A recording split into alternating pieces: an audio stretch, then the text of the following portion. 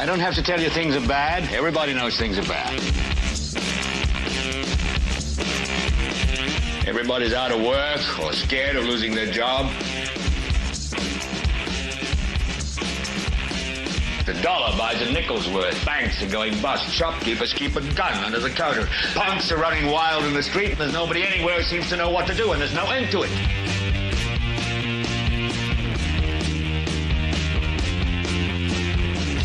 The air is unfit to breathe, and our food is unfit to eat. And we sit watching our TVs while some local newscaster tells us that today we had 15 homicides and 63 violent crimes, as if that's the way it's supposed to be. We know things are bad, worse than bad. It's like everything everywhere is going crazy, so we don't go out anymore.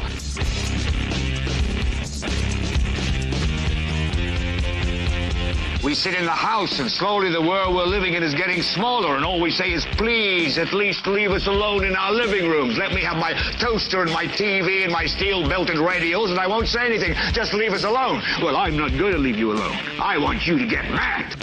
I don't want you to protest. I don't want you to riot. I don't want you to write to your congressman, because I wouldn't know what to tell you to write. I don't know what to do about the depression and the inflation and the Russians and the crime in the street. All I know is that first, you've got to get mad. You've got to say, I'm a human being. God damn it. My life has value. So, I want you to get up now. I want all of you to get up out of your chairs. I want you to get up right now and go to the window, open it, and stick your head out and yell, I'm as mad as hell, and I'm not going to take this anymore. Well, hello there, ladies and gentlemen. Welcome. It is Sunday, September 28th, 2025. It is 9:11 p.m. Eastern. We are rocking right along. Sorry for being a little late.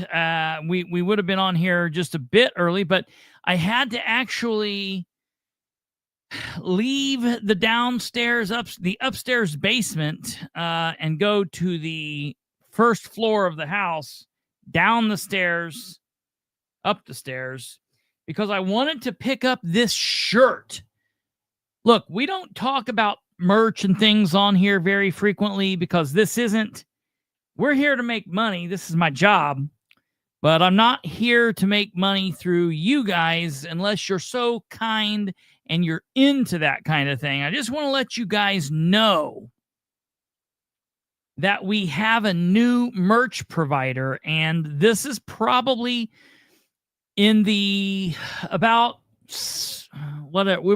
10 years, in about 9 or 10 years that I've been broadcasting. I've been politically active for 40 years, 30 years, about 32 years. But in the 10 years that I've been broadcasting, we've had really shitful merch companies. But this new merch company that we have, they are absolutely the very, very best. And so that's the only reason I'm saying this. If you are interested in merchandise, either for this show or for the new show, hit us up and let us know. Look at this. This is very nice cotton shirt. Won't shrink on you, apparently. This is for the new show, the Bilbrey and Clark show. It's got a couple of microphones there, and it's got that across the chest. Well, we're going to have a couple of different things, some sayings on them and whatnot. Shirt. And then also we've got these little, man, can you smell that? Can you smell that? Oh, smell it. Smell it right up there. Get that up in your nose hole. Take a whiff. Yeah, that smells good. Smell it. So this is Wild Dazzle and Co. Car Freshy Scent Volcano. Oh, man. Oh, God. I wish I could eat it. I love this smell. Warning. Let's see what this says. Hang Freshie immediately upon removing it from package. Do not place Freshie on dashboard or any surface, as this scent color can stain or damage surface. Keep out of reach of children and pets.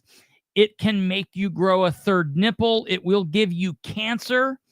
Avoid being in direct sunlight when you can smell the fresh. No, it doesn't say all that.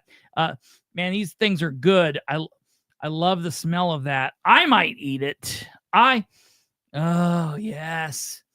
Yes, this is really good. I'm going to put this in my car. It smells like trunk shrimp. Oh, man, absolutely. Look at this. It is making me a little lightheaded. It's got our picture on it. Look, now this is not for the political spotlight. This is all for the other show. This is got our faces on it, Rachel and I. I don't know why in the hell you would want our faces. Definitely not my face, but I mean, she's worse than I am. So, I'm the pretty one. If this was Beauty and the Beast, we know who's who. But look here. If you want things like this, we're going to get some for the political spotlight. Maybe put a PS on it or whatever you want on it. If you want one that says Bilbrey sucks, I'll get you one of those. Stupid Bilbrey, the whole stupid Bilbrey thing. We could maybe get them that say Sproles Watch or whatever. If you're interested in some merchandise, I'll tell you what you got to do. I'll make it real easy for you. If you're interested in merchandise for either this show, the Political Spotlight, or you're interested in merchandise for the Bilbrey and Clark show, send me an email to the other show's email, bcshowdump@gmail.com, bcshowdump@gmail.com. Tell me what you want. If you want a freshie, let me know. If you want a shirt, let me know what color and what size you are.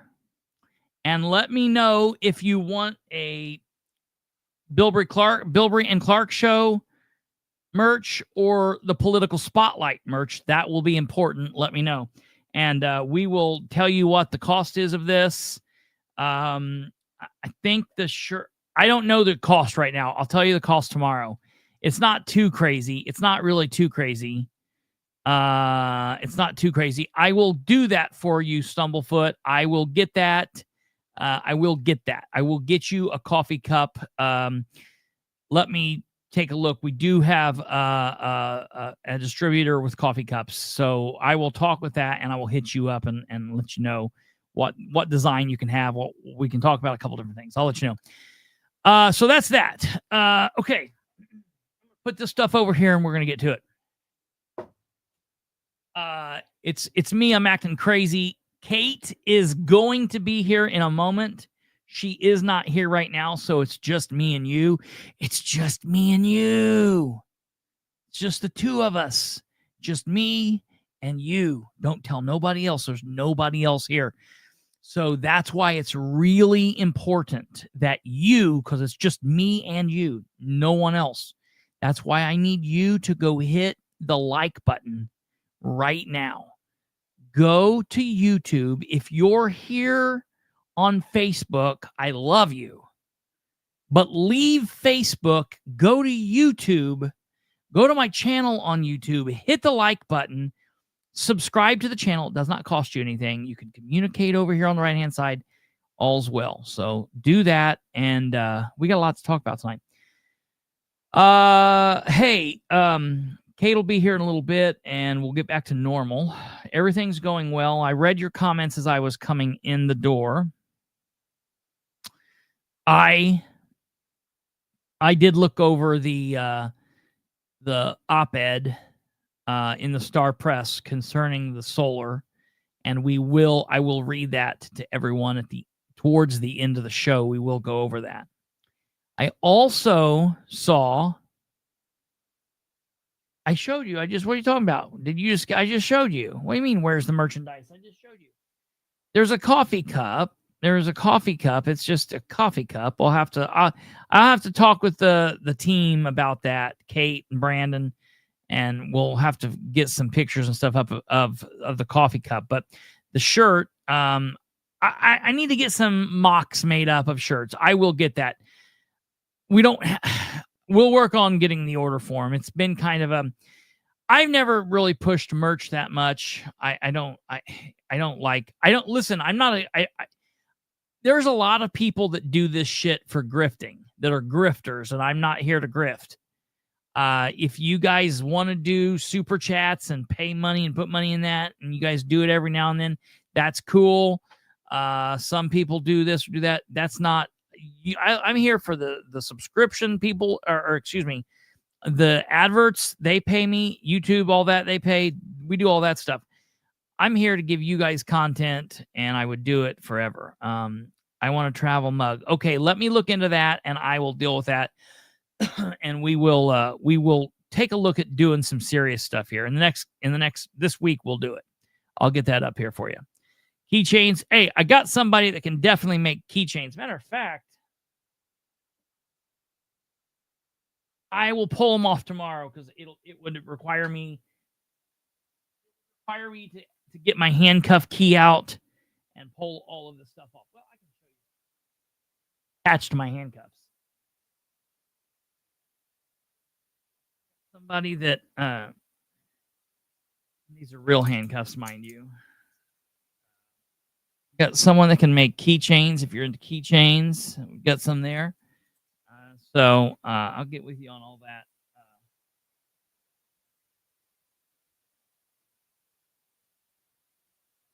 I'll let you know about all that. Hashtag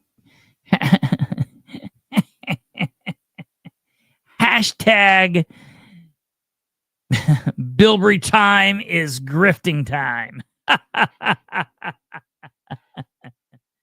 I love it. Yeah. Kristopher H. Bilbrey. You know what the H stands for?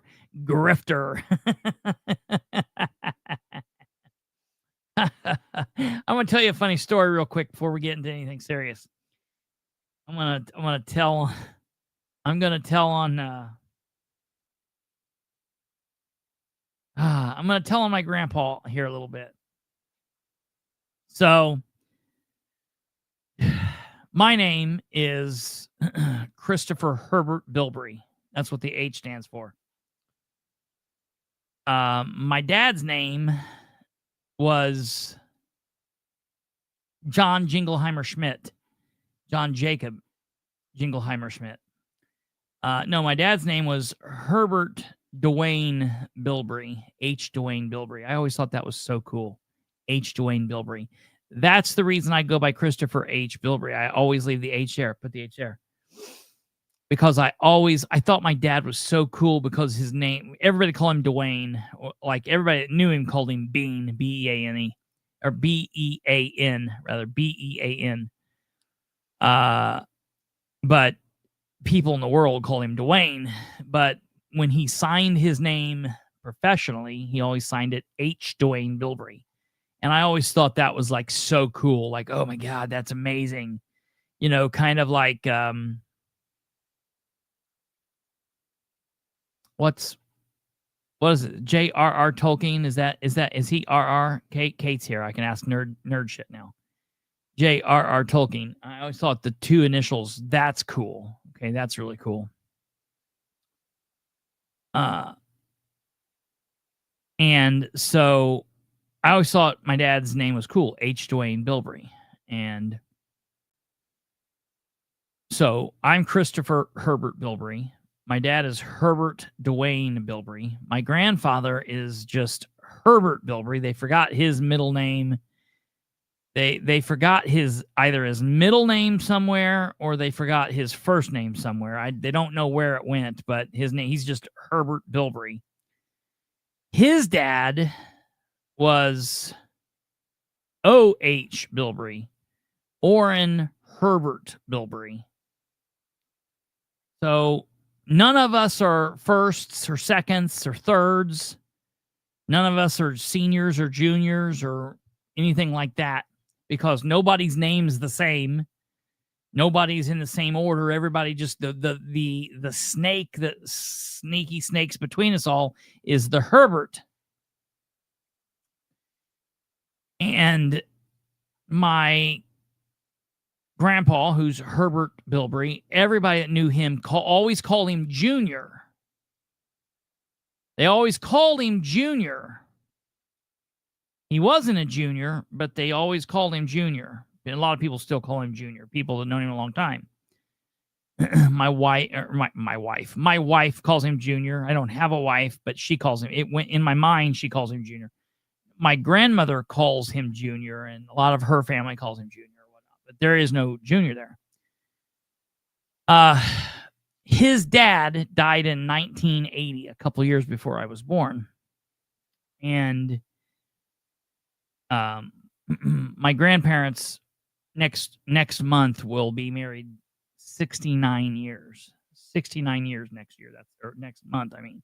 That's insane. So they've been together since Jesus walked on earth, basically. And so they were lying in bed one evening or getting up in the morning or something, either getting ready to go to bed or getting up, and they were talking about my grandpa's name. And my grandfather's family knew a man who was not related to us in the least bit. And yes.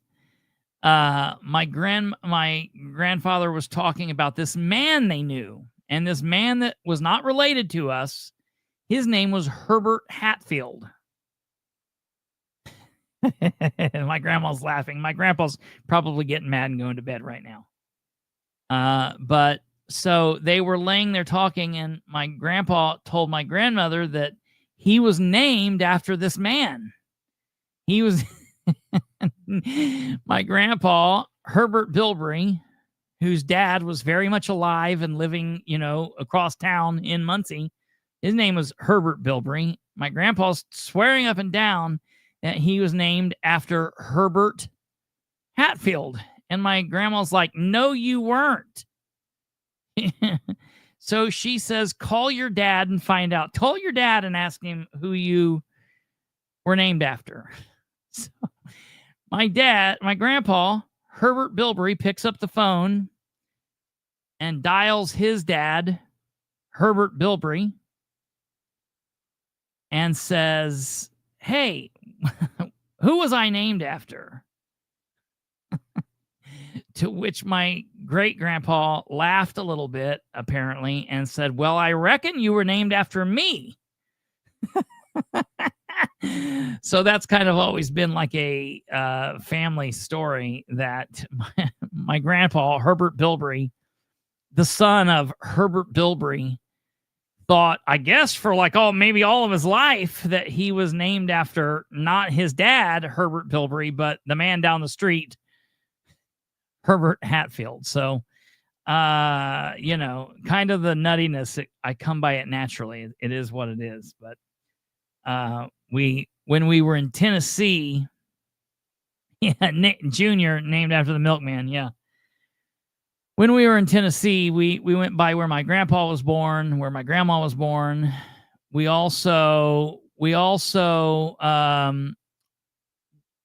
went by where Herbert Hatfield was from too, just in case that is the namesake. But I've got tons and tons and tons of stories like that.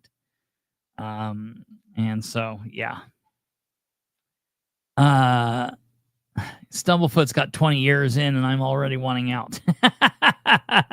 Yeah, right. Well, I tell you, that's what I tell my grandma's like. I don't like when people ask me questions. I don't like telling people too much stuff. And she's like, when someone asks us how long we've been married, I don't like telling him. And I always say, well, you tell him it 15. It feels like, I don't know how long, but it feels like 15 minutes. ... with your head underwater, and that normally gets people moving along. All right, done with story time. Last time real quick, I do have to answer Alva. Alva asked, why was there not, you must have not been here, or you don't recall, or I don't know why you don't know this, because we talked about this last week. Oh, I know you do, Stumblefoot. That's why I hooked you up the other day. Alva asked, well, I knew that. Happy anniversary, Alva. While we're talking about anniversaries, I did see you did 39 years. So you are only 30 more years behind 30 years behind my grandparents. That's 39 years is doing something, man. That's what I told them. I said that, man, 69 years, that is really an accomplishment, honestly. And so 39 years is 39 years is something too. So that's pretty amazing, Well, good.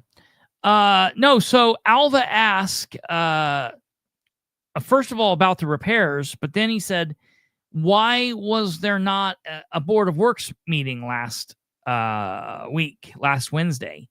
And I talked about this, I think Wednesday night. Oh yeah, I did. I talked about it just briefly Wednesday before Catherine came on, and maybe Catherine, when she gets to talking, everybody forgets everything. You forget that you've ever been alive. You feel like we've crossed into the singularity, and all there is Catherine talking. And so maybe you forgot. Mark Slusher was extremely sick, ill. Something happened, and he had to be rushed to the hospital. And he actually went into some kind of emergency surgery, is what I'm hearing. But no one knew this until the meeting was like ready to start. And to his credit, Craig Wright, I'm hearing from sources that Craig Wright said, should we try to get someone to live stream? And Craig Wright's Mr. Usual. Mr. Fun, Ted Baker, the president of the Board of Works, said, nah, it's okay. We don't need it. So it wasn't live streamed. It wasn't recorded. It does not, that meeting, as far as video or audio, does not exist. So we'll have to get a copy of the minutes and go by the minutes. There will be minutes. And the one thing I can tell you is Lacey does the minutes, so they will be very good. They will be excellent. Anything that is said or done in the meeting will be copied in the minutes. So that's the only thing that I have that makes me happy. So we will know that. But like Kate says, and if you didn't know, Kate is here. Welcome to the show, producer Kate. She came in. I just want to let you guys know she's here. Kate says it's actually state law, so it's not okay. And that's very true. It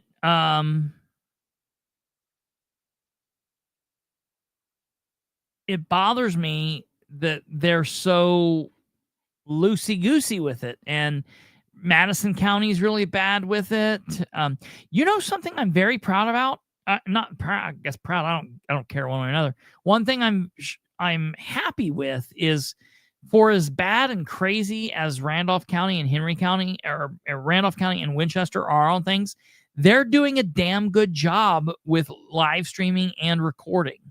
They might not always get something live streamed at the very moment, but at least it's recorded. So I have to give them credit for that. So that's something good. Does Lacey include the notes that's in Linda's, that Linda in Roz's voice asks, will there be alcohol? It's been a minute since I've read the minutes because we watch them, so I don't know, but we will find that out. I we'll find that out very soon. So that's what happened to the minutes, and the reason he's asking is because there apparently was a claim last week for a repair to the back door of the crisis center, and it was like for $110. But Alva had sent me a message. I did not know that. I hadn't looked over it yet. But Alva had sent me a message and said, first of all, like, we just got the stuff going. So isn't it like under warranty or something? Or like what's the deal here? Why should we be paying $110 for a brand new back door?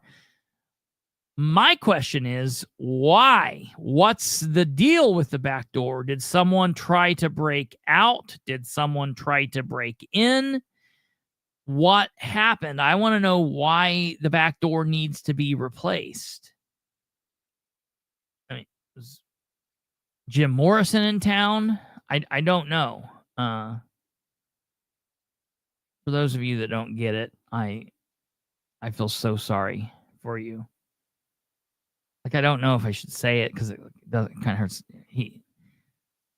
Jim Morrison wants to be your backdoor man. It's a song. Go. Anyways. All right. Anyways. So, yeah, I don't know. I'll try to find out. I probably won't get anything about it. We have a whole host of records from City Hall that I'm to the point that I'm pretty pissed that I don't have yet. We are still waiting on. So back in July. Does everybody remember the summer of 2025? So back then we had a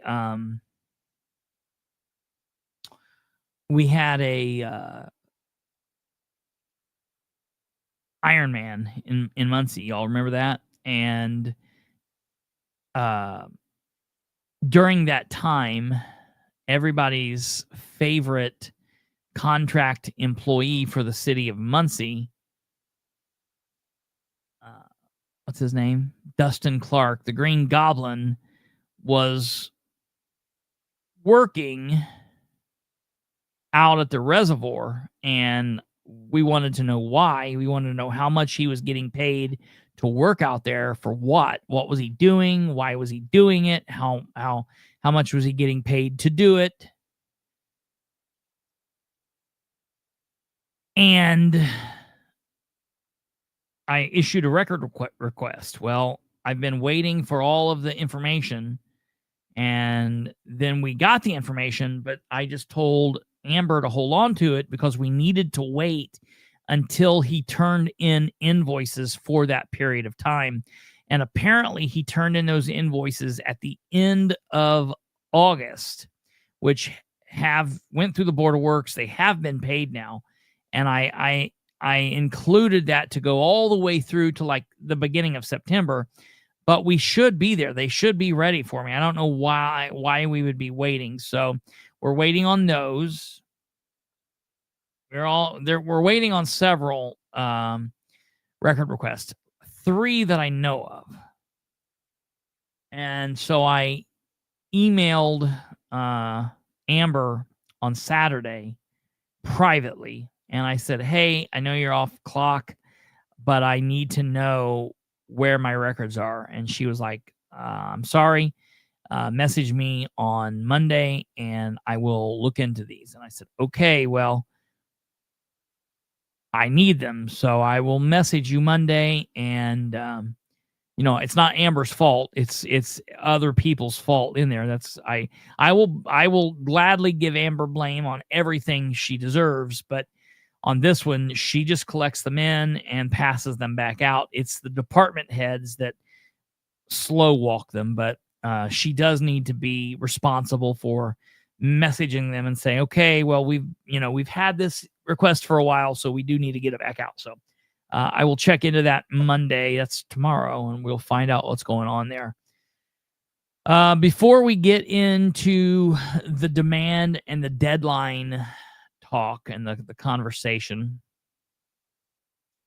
I do want to bring up a situation that has been brought to my attention, and I want to make sure that everyone is aware of this. I know a couple people have been talking about this, and this has made some of the rounds, but it honestly hasn't been talked about.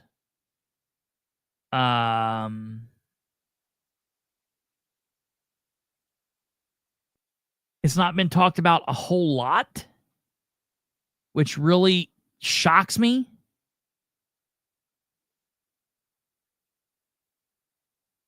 And so I wanted to bring this up. This doesn't really have anything to do specifically with what we're talking about tonight, but it's just the overall situation with the city of Muncie. Stumblefoot says, with the amount of money that's on the table for Dustin to easily rake in, someone needs to keep an honest eye on him. And I have been appointed, maybe self-appointed, appointed, anointed, determined, deemed, named as that someone to watch over Dustin. And I will definitely watch it over him. I will definitely call him out, and we will do it as a team right here, all of us. So that's what we're doing. So I don't know if you guys remember this or not, but back in the middle to late part of the summer, there was a situation where someone had went out to one of the city parks in Muncie, and that city park happened to be Prairie Creek Reservoir, and they wanted to apparently launch a boat at lunchtime. And when they went into the office to launch the boat, they walked in to see this. Now, no, this person's not dead. And no, they're also not giving birth, although it looks like he's due any day now. He's just asleep while on the clock getting paid to be doing what it is ever that he is doing. I'm not there. I didn't take this picture, so I can't tell you for 100, but it looks like he is asleep. That's what my expert analysis of this picture leads me to believe. Well, this thing went around and everybody talked and laughed and joked about it. It's not so funny anymore when we read this next picture. And it might be hard for you guys to see or read, so I will keep you informed here. This says, Delaware County Sheriff's Office, offender search, offender details. Details, other known addresses, warrants, and this is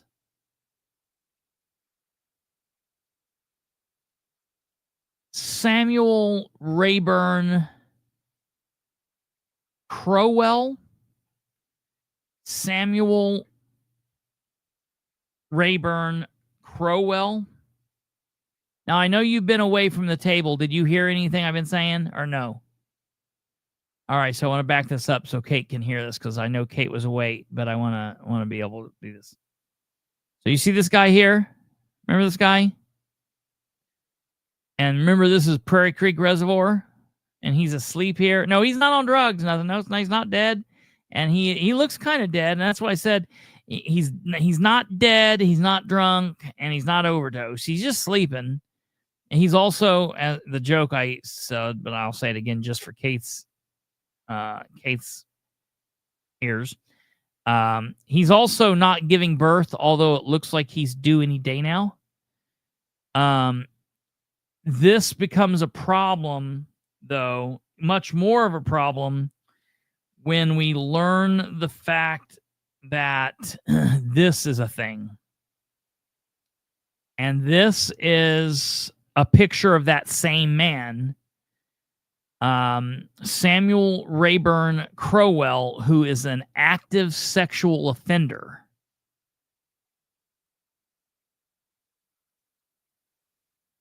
He is an actual sexual offender. And the registration start date was August 15th of 2023. The registration end date, he does have an end date of August 15th, 2038. And I feel like we'll have to go to my case to find out what he has been charged with, because it doesn't say. It should say on this. That's something that should be on that form. It doesn't. That's kind of I think that's a bad thing. It should say what they're charged with.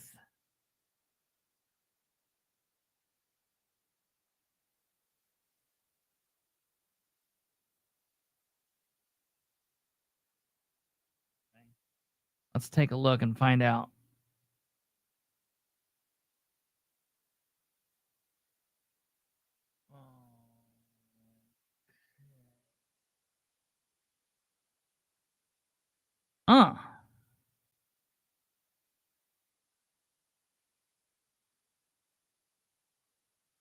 Well, he does. Being a sexual offender doesn't always mean pedophile. It could mean he could be like a raper. Seems like there should be a better name for that. Someone that is there needs to be a name for like a that's weird. I don't know what he does. A rapist? The rapist?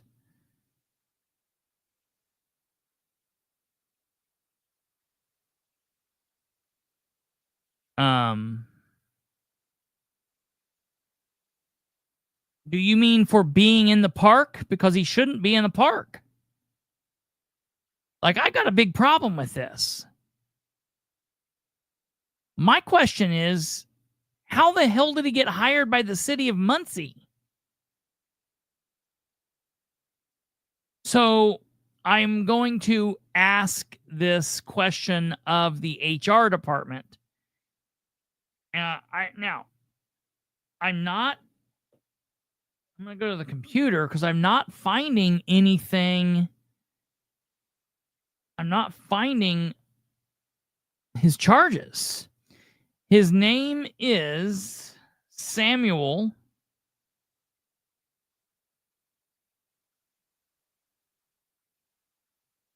Samuel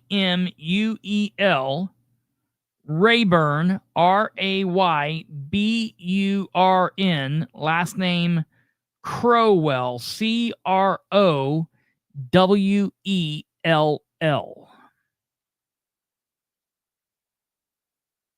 So I'm not finding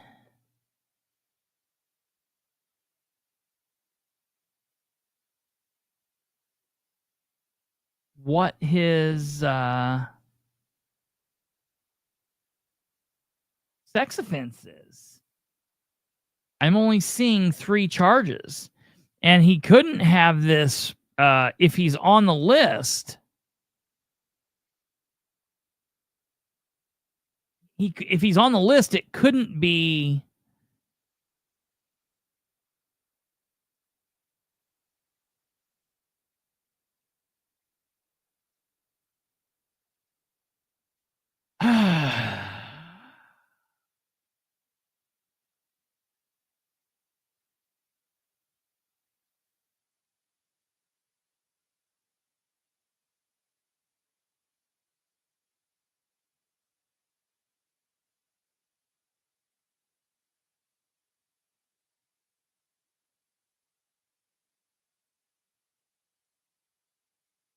Let's take a look here. Take a look here.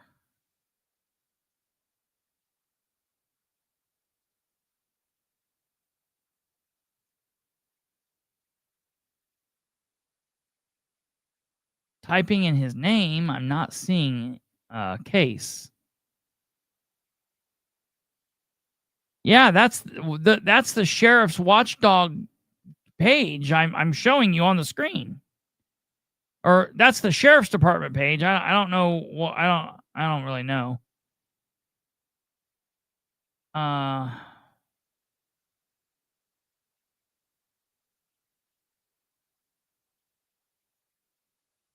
See here, I'm going down this page.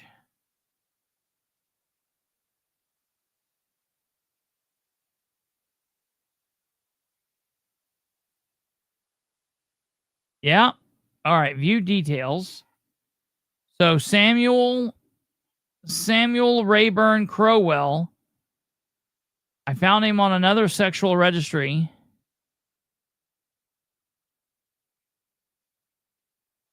I'm trying to find out here. Let me see. That's weird. Now this is this is not supposed to be a thing. This was only supposed to be like a quick talk, but now I got a problem if we can't find him. I've got a problem with that.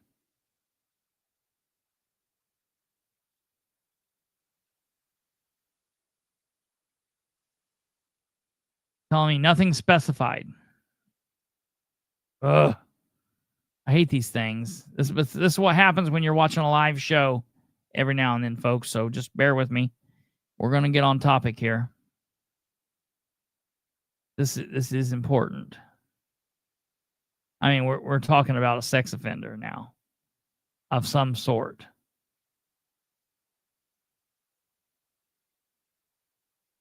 Okay. Oh, if I can find him here, it'll tell me. Give me a second.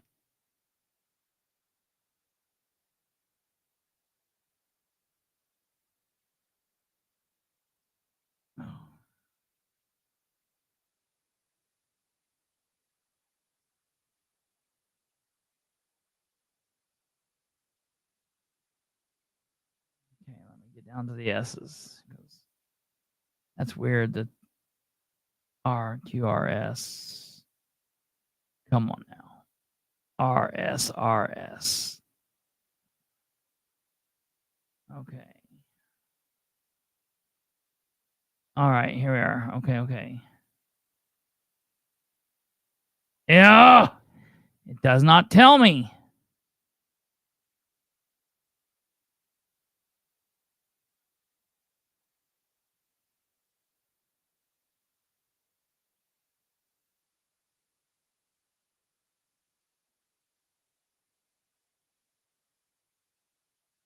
Man, I'm mad. This is mad. It doesn't tell me. I'm not seeing it. I'm not seeing it anywhere.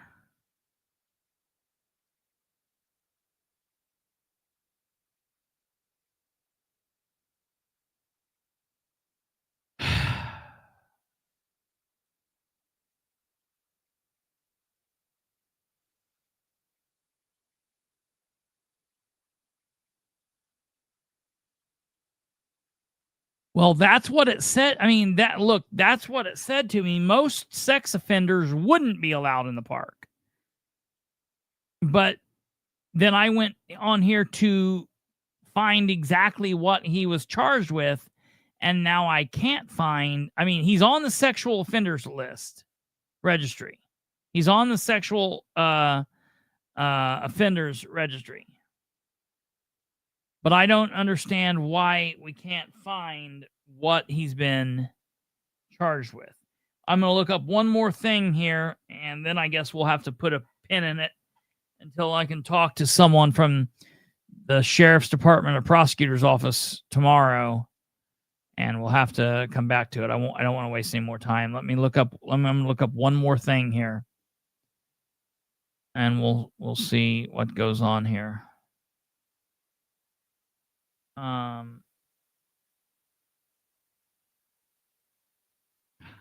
Man, I mean, this really makes me mad. I don't understand why we wouldn't be able to see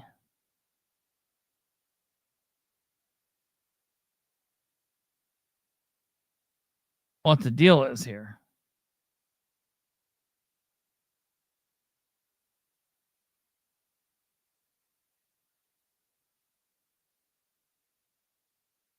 Oh, well, I'm going to do this. Hold on.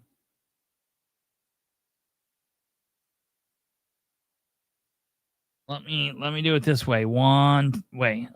Instead of going to my case, let me go look on Docs Pops. Let me see if that comes up. Sometimes that will. Okay, let me look at like this.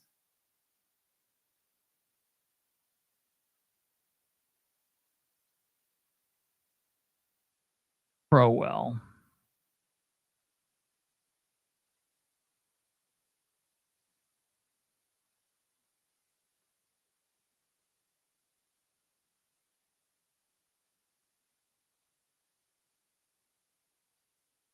Dude. Something's up. Because on Docs Pops, he's got a bunch of speeding tickets. But I'm not seeing anything. I'm not seeing any kind of actual charge. So I thought I was going to tell you something good and then kind of go crazy with Patty, but I really can't until we know exactly what he's charged with. So if somehow this was overturned and that list isn't right, I'm not going to dog him out. My bad. I should have looked this up beforehand. But I didn't notice. I didn't notice that page didn't have his charge, and I can't find his charge anywhere. So I'll talk to our law enforcement and judicial system tomorrow when everything's open, and we'll bring this back around tomorrow evening. Okay. Well, that was a no-go. Sorry. I always hate when that happens. That makes me mad. Okay, so last time we convened, last Thursday, episode 531, we talked about the fact that on Wednesday, finance chairwoman, Nora Powell of the Muncie City Council Finance Committee and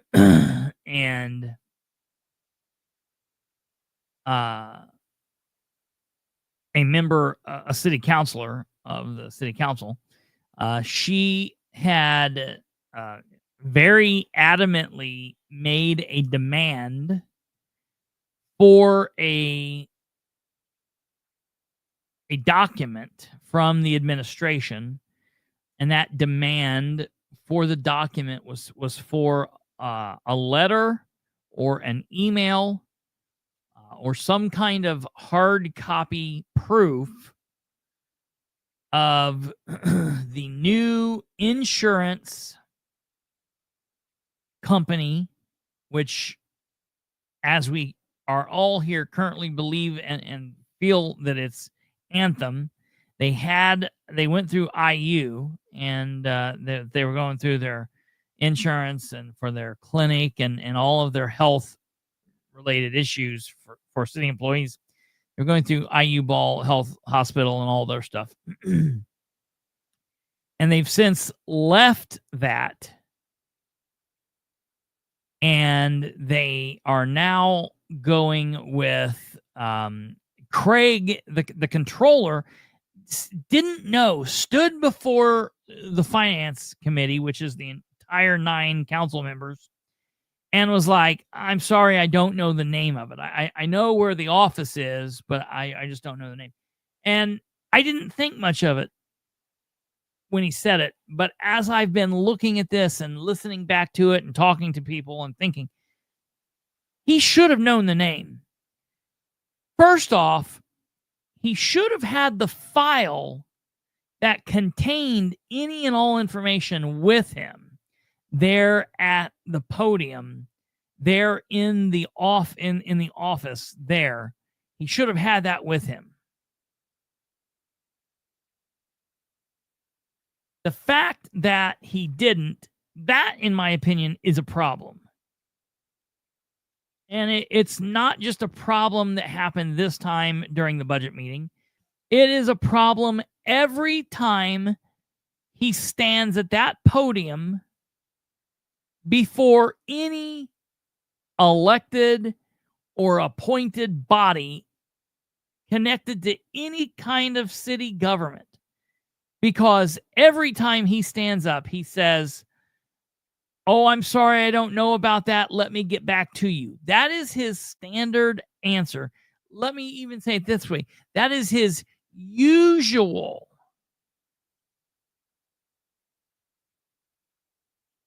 answer. His usual answer from Mr. Usual is, "I'm sorry, I don't know. Let me get back to you." And that's a problem. That is a problem. He's the controller of the city of Muncie. He's the man who, at some point or another, has his hands on every claim and every dollar in the city that goes in or out. That he's the one that's running it all, figuring it all, keeping it all locked in, and making sure the checks are going where they should be going or in the questionable places. He's doing it all.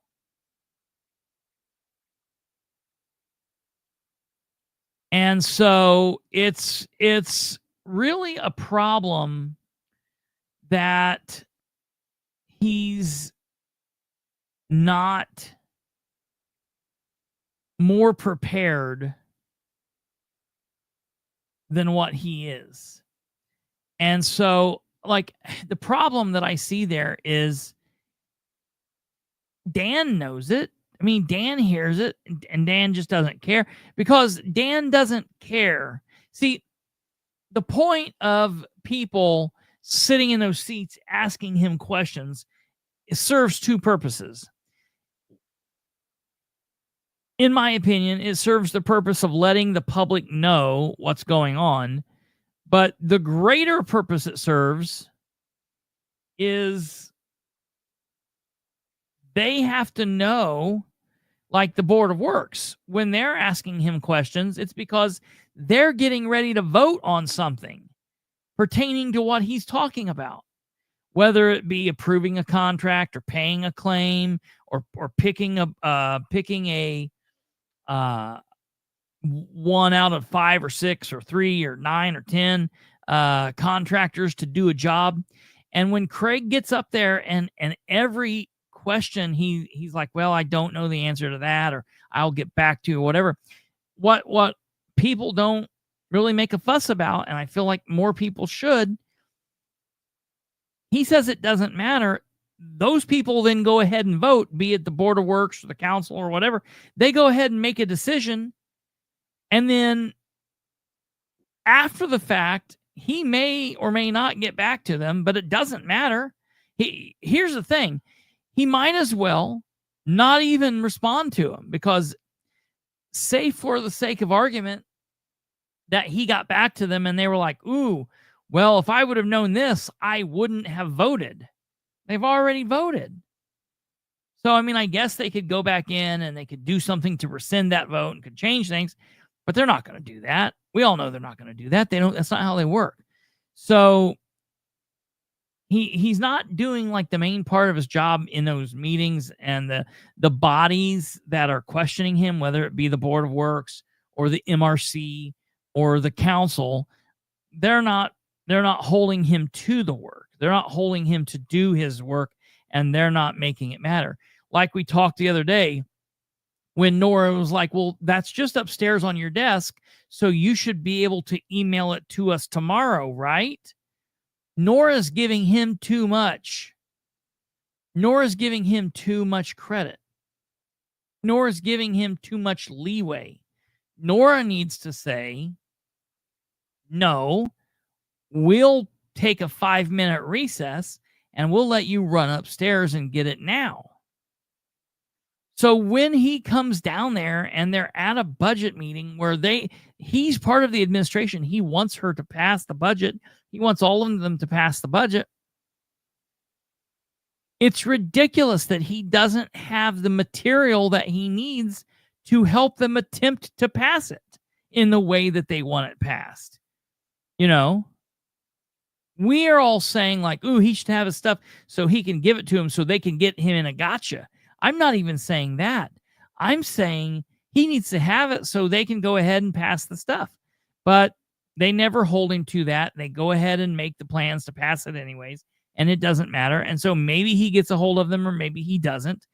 Probably what he does, like he does most of the time, is he turns it over to Ridenour, and then he has Ridenour answer his questions for him, which means, why do we even have him? Why do we need him? We don't need him.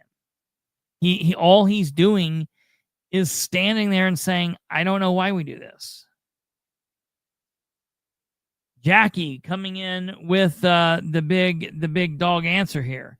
Controllers are accountants. The tools of their trade are documents, spreadsheets, electronic financial apps, etc. He should come prepared to meetings with his tool bag. Absolutely.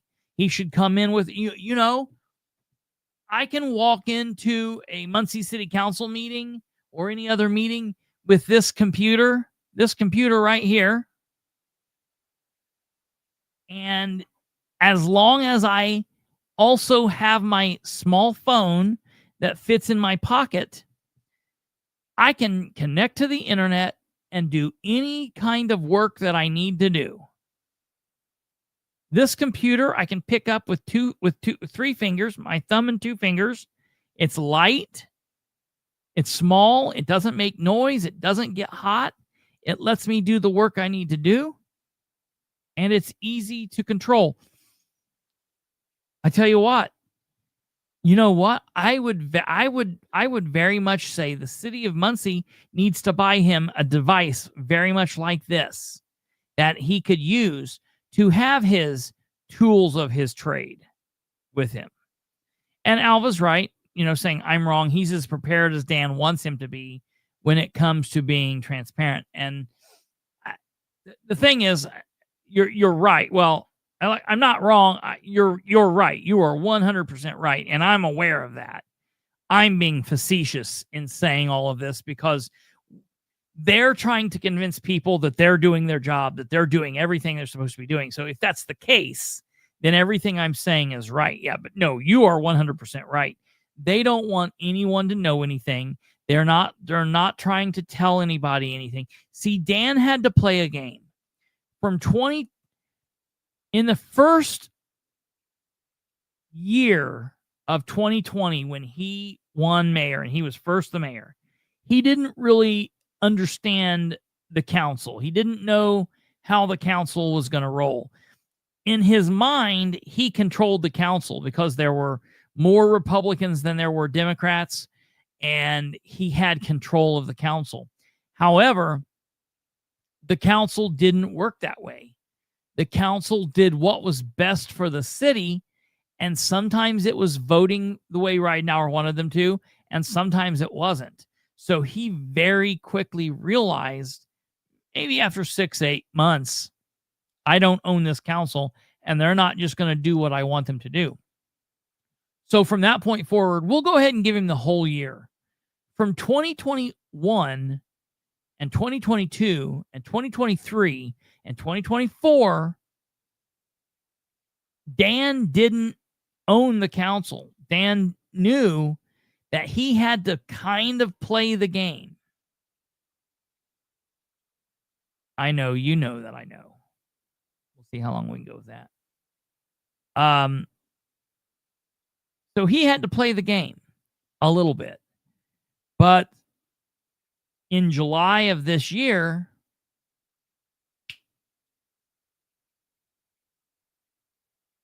like a light bulb, he now owned the council. The council could now be a voice and a vote for the mayor, as Dale Basham dreamed of being. A voice and a vote. Now, it's not as close as he would like it, and it's a little because look, I know he doesn't trust Jerry, and I know he doesn't trust Brandon. They might hug and love on each other and smile in pictures and do all of this kumbaya stuff, but he doesn't trust them. He doesn't trust them. And sometimes Roe is a rogue agent and goes wishy-washy and does here and does this and does that and does this. So he knows he still has to play a little bit of a game, but he's eased up a lot. He now no longer has to do the small little things that maybe he used to try to do to try to win some people over. Now he just knows, I give it to Basham. Basham signs off on it. Doesn't matter what it is. It gets read. It gets voted on. 5-4. Boom. We got it. 5-4. Boom. We got it every time. Boom, boom, boom, boom, boom. Maybe sometimes it's 6-3. But that's the way it is. So they don't have to do anything anymore. That doesn't mean they should quit trying. It doesn't mean that they should give up. So they demand this. You know, we want this. These people in the administration, Matt Wegley and Craig Wright, stand there acting like the council are monsters, zombies, aliens, and they're like, what are you talking about? We don't have this. We don't have what's a hard cop? Like, what do you, like, I was just talking to like my grandparents about this today. Could you imagine doing business with when you go to McDonald's, they give you a receipt. When you go to Taco Bell at 3:00 in the morning, they give you a receipt. The high schooler kid, you know, they might still put the shit wrong in the bag, but they give you a receipt that you can go back and look at what's going on in this transaction. You call up Anthem and say, hey, I want to go through you. I want to give you money to give me coverage.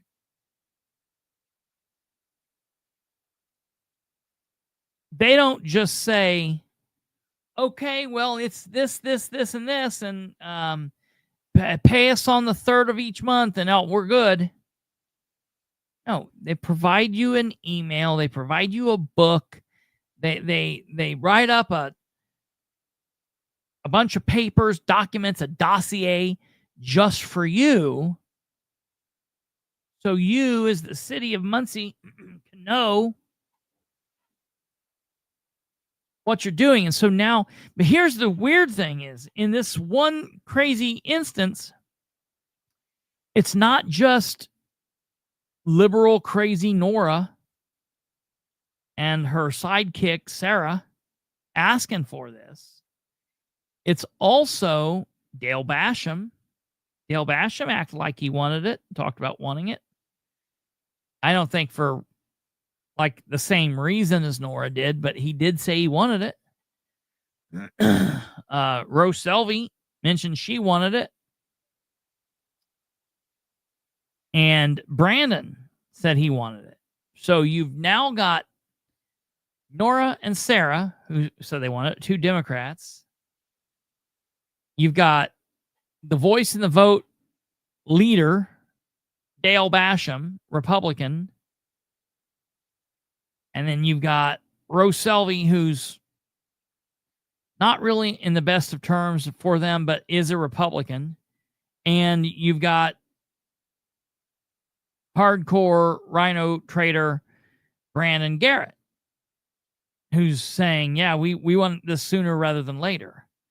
And they made the deadline Wednesday when they thought that Monday, tomorrow, was the council meeting.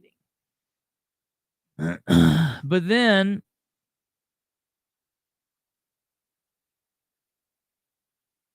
they realized that the meeting is not until a week from tomorrow, and they made they made the deadline Friday. Now, they didn't say what time Friday, but we'll just assume it's Friday at 4 p.m. because that's when the city closes down. That's when Dan allegedly is done working, even though it might be way earlier than that. That's when all the people out of his office are gone, even though it's maybe way earlier than that. You know, that's when 4 p.m. is the end of city business. So did they get that? Did they specifically said they did not want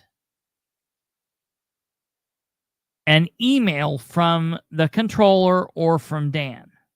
They specifically said they did not want that. They wanted something from the company.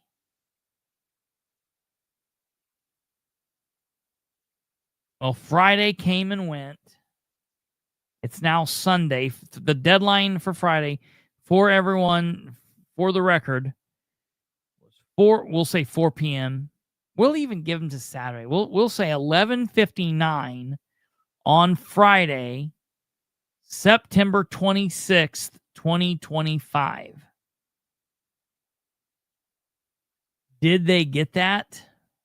Well, I've spoken to 3 Muncie City councilors. And I will tell you this for a fact. It's not been Nora that I've spoke to. So there's now 8 counselors that you could choose from. And they've been of different parties. And everyone that I've talked to have said, no, we have not received a hard copy. Can't tell you if anyone else has, or can't tell you if Nora has, but we haven't received it. I also have requested Nora send me all of the correspondence between the mayor, the controllers, or anyone on the city's behalf, and herself, including this anthem deal and all of that.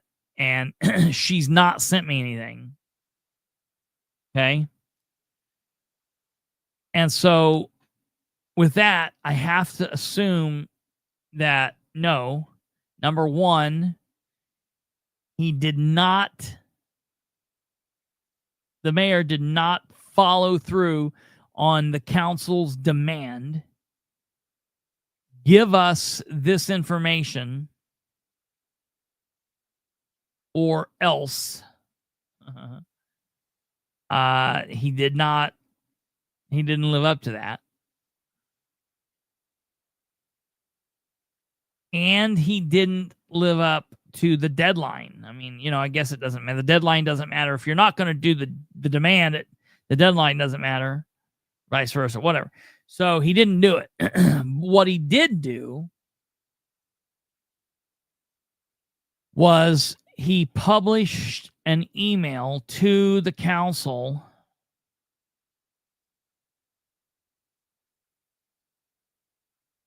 on Wednesday the 24th. And to my knowledge, that's the last email that's been sent between the mayor and the council. There's not been anything new. And that's the email that we went through on Thursday. And we went through this pretty quickly. And I read through this and let you hear this. This was the email where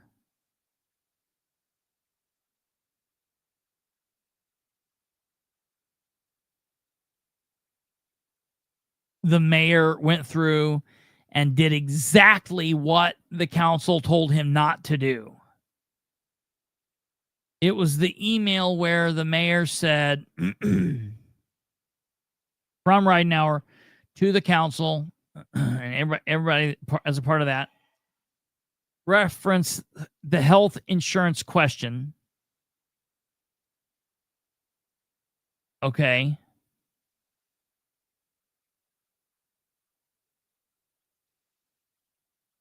And now he did attach some attachments, but I don't have a copy of those. But from my understanding, all the attachments are or were are items that he's drawn up. Like, for example, the presser that he did and the premiums that he put together. And it's this email where he was like, I don't want to confuse anyone for responding to a question asked to someone else. You know, but at last night's finance committee meeting, the chair wanted proof, not from the mayor, of the premiums for health insurance. I have copied the premium schedule they provided. Okay, so he did copy the premium schedule they provided. I guess the premium schedule. But it's from what I'm hearing from the people I've talked to, it's not what they are requesting. But this is the big line down here that I want to focus on. I was talking to Brandon and Kate, and the team hit on this topic, this line right here. There was a question by a council member about the community center. For the record, that question was asked of me by council at the finance committee meeting I attended on September 9th.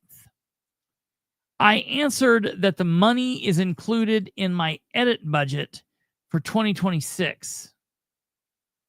I thought I was clear at that time with my answer. I don't break promises.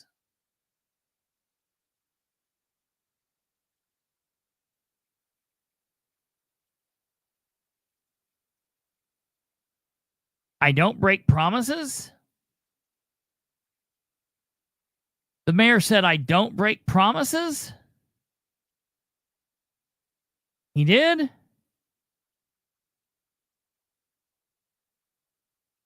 Let's look at this line down here. Number 1, Ridenour promised to improve communication. That promise has been well broken. Number 2, I promise to improve transparency. That Ridenour can't even say or spell. He does not even know what transparency means. Number 3, I promise to improve accountability. There is no accountability. Number 4, I promise to slow government down. We don't have that. I promise to improve relationships between the city and the county, and that's always just basically a fart away from total destruction. And comically enough, number 6, I promise to put the best people in place. Comical. So those are all broken. I also remember during the campaign of 2019, we just watched it the other day, while standing before an audience, while live streaming and recording and airing on WLBC 104.1, WIPB TV on Channel 2 in Muncie, Channel 60 in Muncie, live streaming to my audience back in 2019. When Ridenour promised to prepare the budget and give it to the council in July of every year, which he has never done, he started breaking straight away. So when Ridenour says, I don't break promises, when he says, I don't break promises, it's very similar to me saying, I don't ever start a show late. We always start on time. I don't ever run on Bilbrey time. Bilbrey time is a figment of your imagination. So I really wish that the council was holding one more special meeting before Monday. But I guess we're just going to go. A wizard is never late. He arrives precisely when he means to. That's exactly right. That's exactly right. I would like to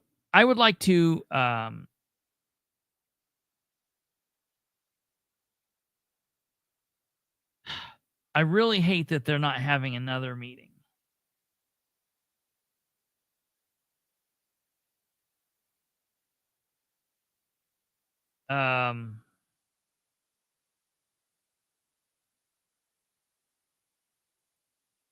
Hold on a second.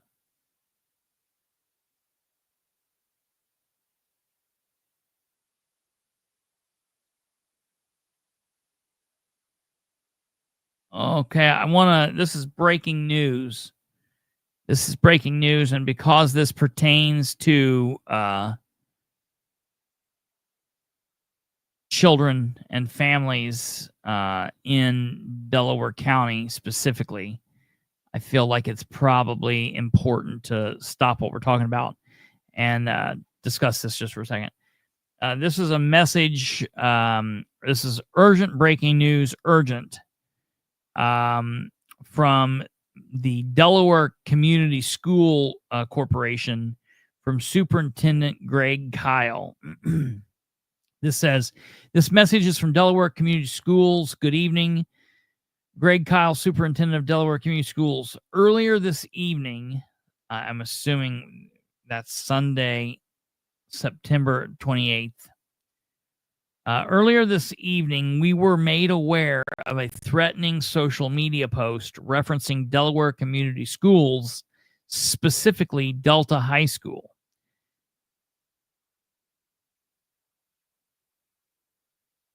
It says this tonight. We are working with local law enforcement, state law enforcement, and we've also made a report to the FBI in an effort to identify the source of the post. Out of an abundance of caution, you may notice an increased law enforcement presence in and around the campus. The safety and security of our students and staff is and will continue to be a top priority. We will continue to take every measure necessary to ensure our schools' safety. Our schools are a safe place to learn. Thank you and have a good evening, Mr. Kyle. So if you are listening to this, if you're watching this, if you're hearing this sometime in the hours of, if you're watching this live at 10:28 p.m. Eastern on Sunday, September 28th, 2025, and you or your children or family members or friends or loved ones or someone goes to Delaware Community School Corporation, specifically Delta High School, just keep that in mind. If you're watching this into tomorrow, that could be Monday, the 29th of September, 2025. Just be aware of that. Use extreme caution and tell your children to. Man, it's so crazy, because I was just getting ready to say, tell your kids to keep their head on a swivel.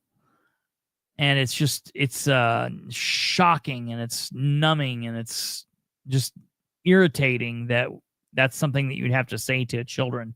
I mean, it's probably a good thing for children to know. It's probably a good thing to teach children always, anytime, anyways. But, it's not something that I needed to be aware of. I've always been like that, but nobody told me to be. I had a wonderful, safe childhood.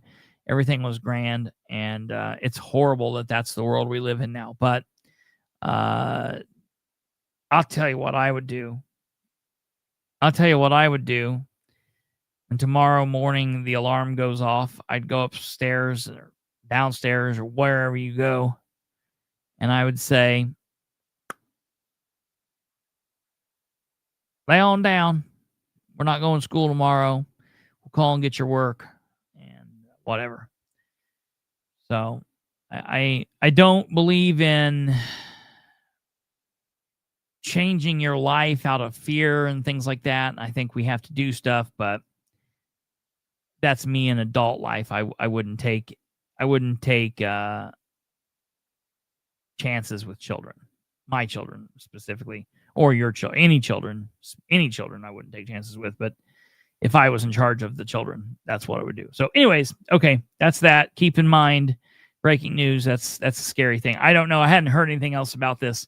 A viewer just sent that in. Thank you. Always, if anytime something like that happens, things that you think are going on in and around the area, please, people do that all the time.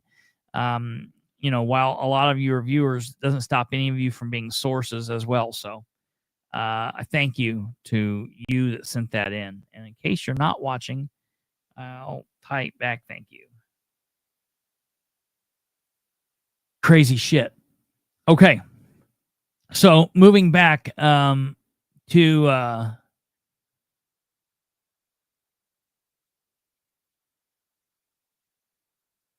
yeah, right. How can children focus on that? That's crazy.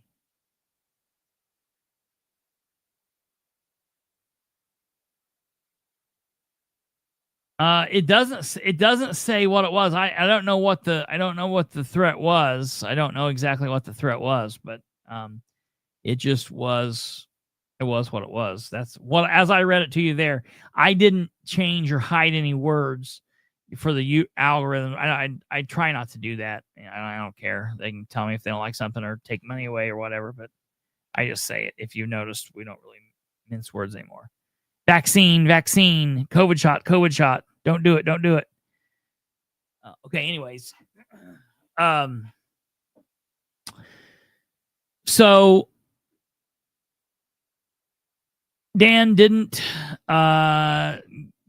he bucked him. He bucked him on that. He's like, nope, I'm not going to do it. So I will fight to get a copy of that so I can see exactly what it was, because I did not receive a copy of that. Of course, I'm having this fight with Nora back and forth, and Dale and the attorney, which I don't understand why it's this big of a fight. So that's that.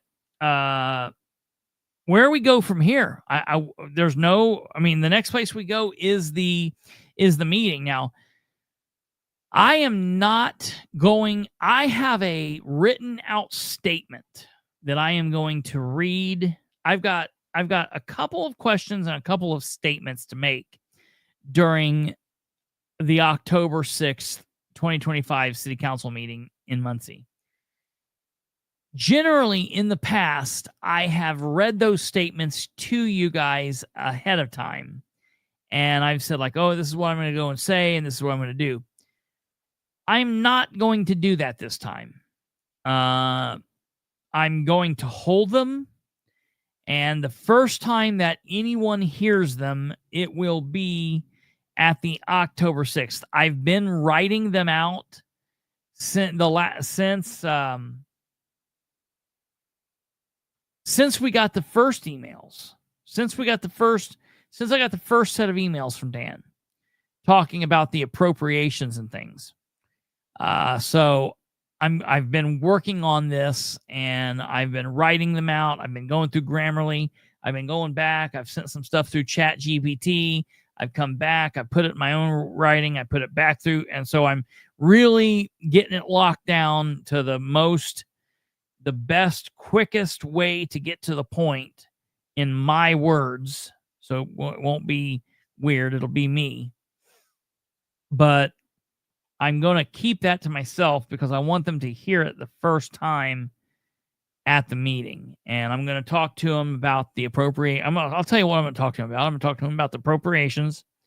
I'm going to talk to them about the two people that are being funded Dan wants funded by the general fund this time. So that's the community, the Channel 60 director, the communications director, and Matt Wegley, the deputy controller. I'm going to talk to them. I'm going to talk to him about the preparedness of his administration or the lack thereof, and in answering questions and saying things like, had we known that this was going to if we knew that you were going to talk about the budget during the budget fiscal meetings, we would have brought the stuff down. That must be addressed. The fact that it's not been addressed is nuts. The counselors didn't even say anything. Why would you sit up there and not say something? If I was the weakest, lowest point of the totem pole, if I was the weakest, least chain in the chain, if I were Jerry Dishman or Jeff Green, who like fight each other to say the least amount of words possible, I would still say, well, if you are telling us that if you only knew that we were going to ask about this, you would have had it here and ready, then go up and get them. There are two of you. Go up and get them and bring them down. We're here. We're waiting. And the fact that no one from the council challenges them, you know what it makes me believe? It makes me believe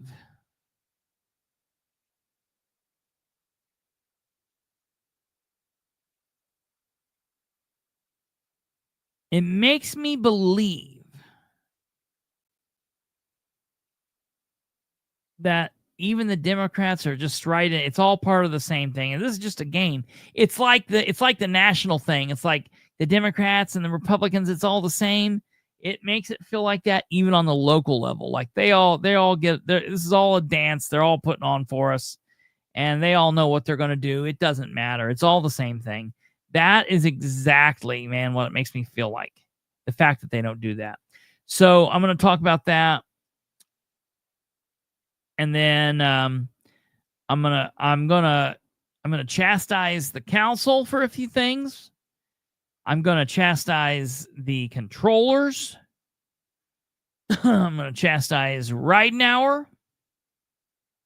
I'm gonna point some things out. I'm gonna ask some questions. I'm gonna demand some answers. Normally, the budget meeting is where things get really feisty with me. It's kind of like that one meeting where I got up every time they talked about said the same thing over and over and over and over. You know, things like that. It's always budget meetings that brings that out in me. So I might, and then I'm, and then the one, I will give the one teaser, and I've already said this, so it's not anything. I'm also going to address the fact that the council as a whole unit, a whole body, needs to stop whispering to themselves, whispering to each other. Moreover, no two counselors can pull away from the microphone and huddle up in a huddle thing and whisper into each other's ears sweet nothings without making that aware to us as a whole. They cannot do that. I'm going to print off and take with me the public access counselor's opinion, Luke Britt, where I filed against Henry County for the same exact thing, and take it in and show them how that's an open door violation and they have to stop it. So I'm going to talk to them about that, and they're not going to like that, but so be it. So that's what's going to happen. But I'm not going to tell you guys ahead of time. It's not because of you guys. It's because I don't want to give it to them. I just saw the comment from Tyler Wayne Boxel. I am doing that as we speak. I have some feelers out for some folks up there that I know in both city and county government. I'm reaching out to some people. I'm reaching out to some sources, and I'm gonna when we get off the show tonight, after I get the stuff for the show done, wrapped up, this tonight or tomorrow morning, I'm gonna prepare some record requests to send up to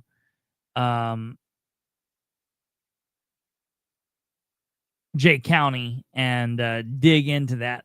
I know it's a shit show. Brandon Rudd from our team, he is from the Portland area. He doesn't live in Portland anymore, but he did live up there for some time, so he knows a lot of the people up there, and he's been watching it and monitoring it. And so I am going to follow that.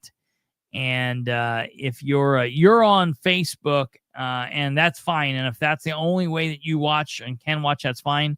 If you're interested in watching and learning more, if you jump over to the YouTube side of things and join through YouTube, it doesn't cost you anything, but I post information in there, and I can let you know when I'm going to talk about that, so you'll know when to watch. I mean, hey, I like it. If you want to watch when I'm talking about Muncie stuff or other stuff and you want to watch, fantastic. Because I always tell people, just because I'm not talking about your specific neck of the woods, like what I'm talking about tonight is very specifically Muncie.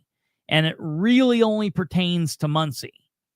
But the way I'm going about talking about counselors or talking to them, people in local government could take that same thing and take it back to your neck of the woods where you live and do the same thing. But sometimes we talk about, like tonight's very, very specific to Muncie. But there's other times where it's not so, like while we might be talking about Anderson, it can be applied in Muncie or Winchester or Newcastle or Hartford City or Jay County or whatever.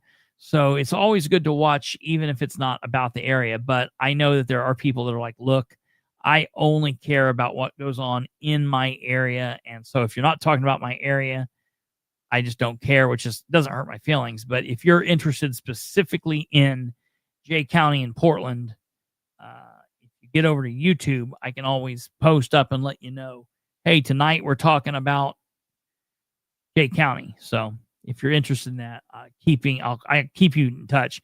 And since you're on Facebook, I can also shoot you a Facebook message, but I will let you know. You're not the first person that said that. And I've been watching it kind of from the sidelines, watching what's going on up there. And I know that shit's getting crazy. So we will take a look with what's happening up there and get back to everything going on. Lastly, I want to talk about the fact that Mayor Ridenour ended his email by saying, lastly, I was never asked to attend this meeting, so I was surprised that my absence was such a big deal. Had I been asked to attend, I would have been there and answered questions as well.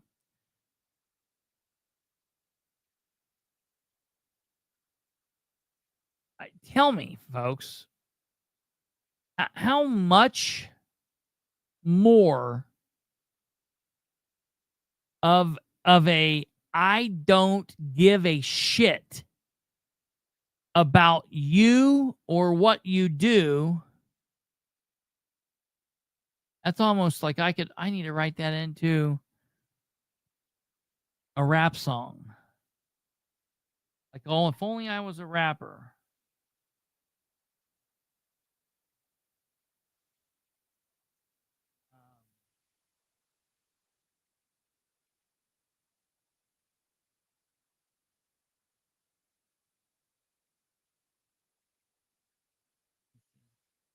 Yeah. Yeah. Yeah. If only I was a rapper. Almost write a song about Ridenour's feelings about the council. I don't F with you.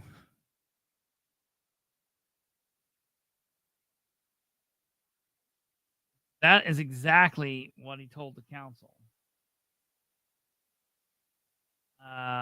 Anyways.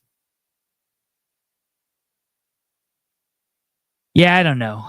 I cannot believe he would say this. Lastly, I was never asked to this meeting, so I was surprised that my absence was such a big deal. Had I been, I would have been there. I would have answered questions as well.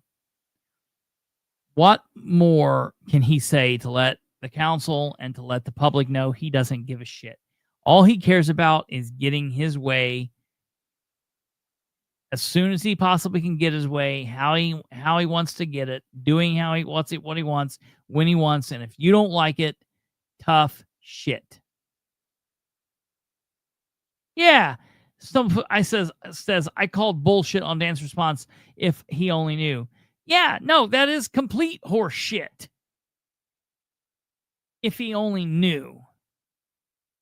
He knew. Oh, everybody's known about these meetings for a month, for 2 months. They've had them scheduled. It's the budget time. Dan used to be a counselor. He knows how it goes.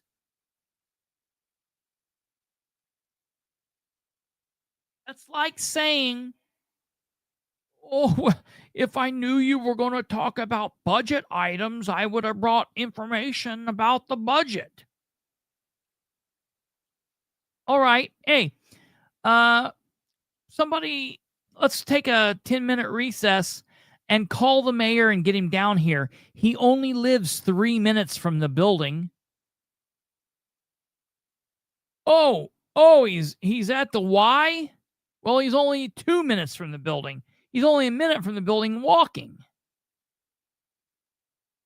You know, it's like, what a bunch of ludicrous bullshit. So, that's that. What comes next? The meeting. Tomorrow we'll go over the meeting, the agenda. The agenda's already out. Surprise. Resolution. I think it's give me a second. I'll look it up. Resolution 7. It was 1625 last month. I don't understand why it's changed. Because 1625 got withdrawn. So they've never voted on 1625. So this shouldn't be 1725. It should still be 1625. I'll have to call and ask Lacey about that because I think that's wrong.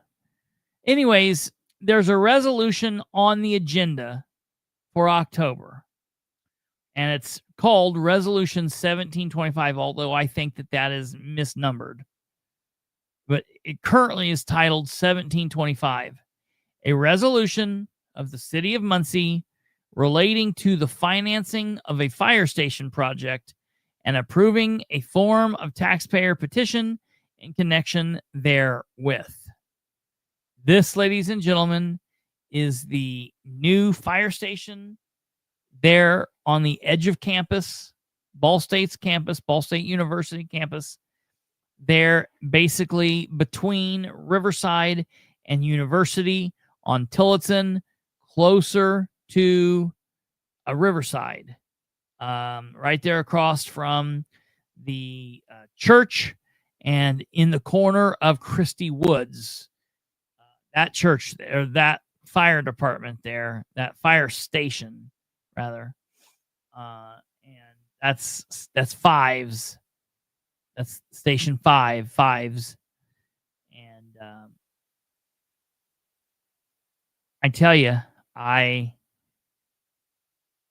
looking into what happened last month. I'm looking into find out why it got pulled. because there was some weirdness going on, and I'm thinking that there's some weirdness behind the scenes. I'll let you know what I hear, but we need to be ready to be out there and force and just simply say no. It was dumb to have it last time. It should have been pulled last time and kept pulled. I don't know why it's here now. We don't want it. It should not be introduced. If they vote on it, it needs to be killed. And if he doesn't want to vote on it and he doesn't want it killed, he needs to pull it again and stop putting it out there. But I'm going to get to the bottom of what happened last month. Why the gameplay? I don't understand. And now they've changed the number, and it's almost like they did that to stop people. Like, 1625 was the big thing Bilbrey talked about before last meeting. So I don't know, but we're going to have to hit this hard because that's bullshit.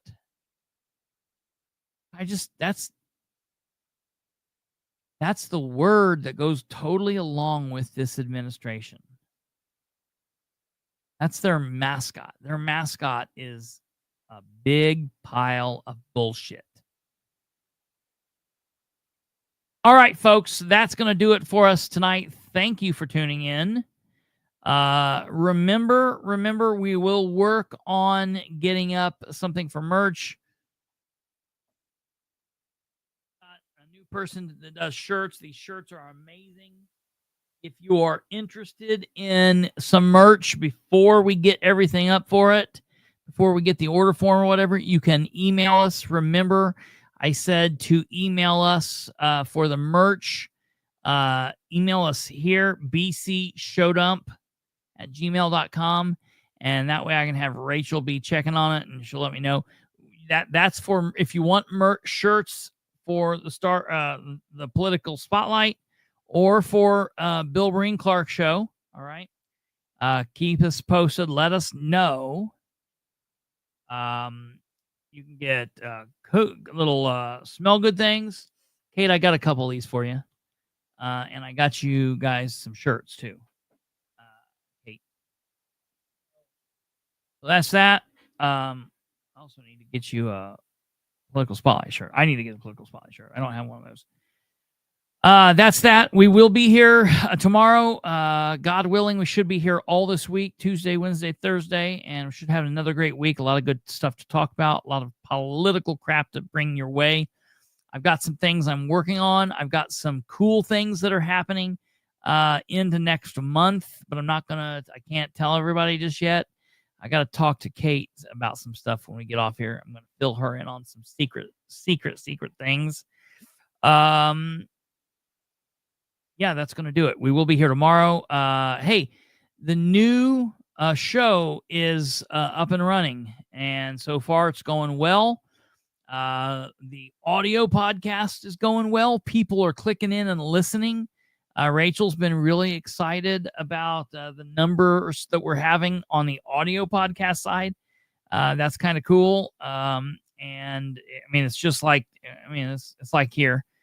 This is an audio podcast. If you're interested in listening to this, if like you're a truck driver, you're mowing a yard or something, and you don't care about watching and seeing my face or whatever, if you want to watch or hear this show, The Political Spotlight, in podcast form, you can do that by going to the